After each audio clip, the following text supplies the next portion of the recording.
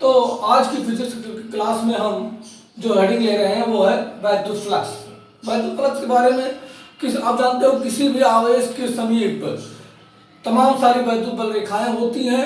ये बल रेखाएं प्रदर्शित करती हैं कि उस स्थान पर वैद्युत क्षेत्र की तीव्रता कितनी है। यदि किसी स्थान पर वैद्युत बल रेखाओं की संख्या अधिक है तो वहां पर वैद्युत क्षेत्र की तीव्रता अधिक होगी, और यदि किसी स्थान पर वैद्युत बल रेखाओं की संख्या कम है तो वहां पर वैद्युत क्षेत्र की तीव्रता कम होगी। अब हम जब वैद्युत फ्लक्स को परिभाषित करेंगे तो हमें किसी दिए हुए स्थान में किसी दिए हुए क्षेत्रफल डेल्टा एस के अंतर्गत होकर कितनी वैद्युत बल रेखाएं लंबवत गुजरती हैं, ये उसके वैद्युत फ्लक्स को परिभाषित करता है।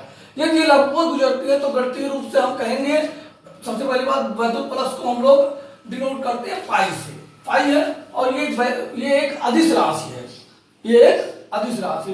इस नाते इसका गणितीय निरूपण जो होगा वो होगा phi is equal to vector E dot delta S.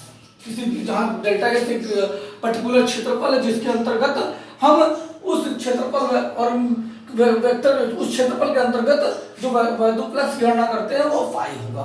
अगर लंबवत है तो यही फाई का मान ई डेल्टा एस होगा, ई डेल्टा एस।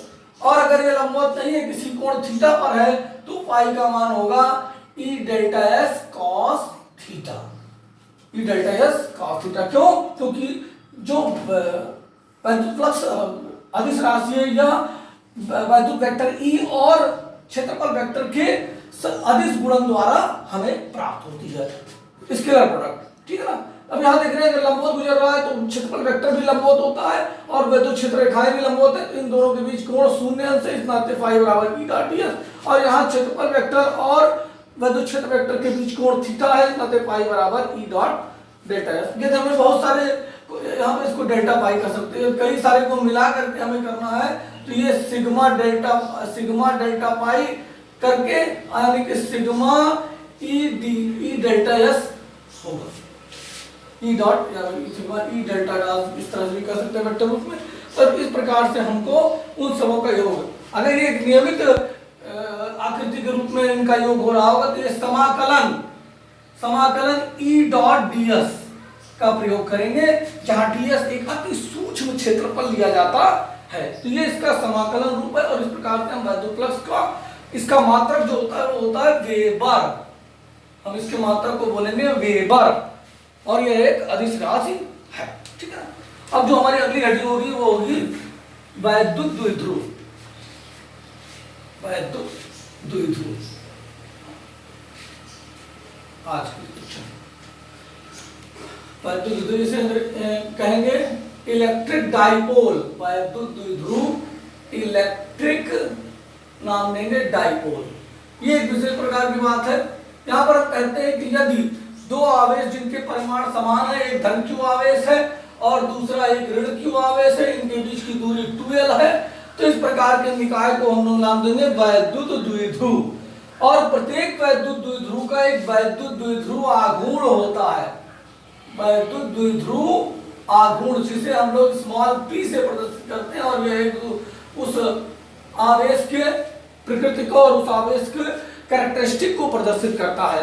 तो P का जो मान आता है वैद्युत द्विध्रुव आघूर्ण का होता है दोनों आवेशों में से एक आवेश का मान और उनके बीच की दूरी 2l के गुणनफल को हम लोग वैद्युत द्विध्रुव आघूर्ण कहते हैं। यह एक सदिश राशि है, यह एक सदिश राशि और इसे किसी आवेश के किसी भी वैद्युत द्विध्रुव जो कि धन क्यू आवेश और ऋण क्यू आवेश से मिलकर बना हुआ है उनके कैरेक्टरिस्टिक को प्रदर्शित करता है वैद्युत द्विध्रुव P बराबर Q × 2l। 2l का एक कारण है लेने का, क्योंकि जब हम आगे निगमन करेंगे तो 2l लेने में उन निगमन को करने में आसानी होगी। इसमें आप इसे P बराबर Q × R भी कर सकते, जहां R दोनों आवेशों के बीच की दूरी है, ये भी कर करके हम कर सकते हैं।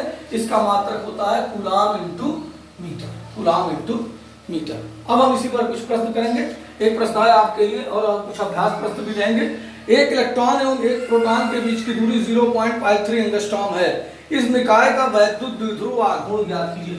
तो हमें दिया हुआ इलेक्ट्रॉन के बारे में हम लोग जानते हैं कि इसका आवेश Q बराबर होता है -1.6 × 10⁻⁻19 कूलम, और प्रोटॉन होता है, प्रोटॉन पर आवेश भी होता है Q = +1.6 × 10⁻⁻19 कूलम, और इनके बीच की दूरी दी हुई है 2 2L बराबर 0.53 एंगस्ट्रॉम। एंगस्ट्रॉम का अर्थ होता है 0.53 into 10 to the power -10 metre.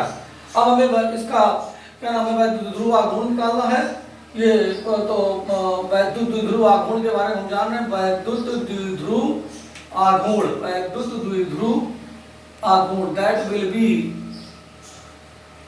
P is equal to Q into 12, that will be 1.6 into 10, दोनों आवेशों में से एक आवेश का मान और उनके बीच में 0.53 into 10 to the power -10 metre multiply करेंगे तो ये आ जाएगा 0.8/8 into 10 to the power -19 -10 और ये इकट्ठा करेंगे तो ये 0.848 into 10 to the power -29 या that will be 8.48 into 10 to the power insignificant जो सार्थक अंकों में कूलाम इनटू मीटर।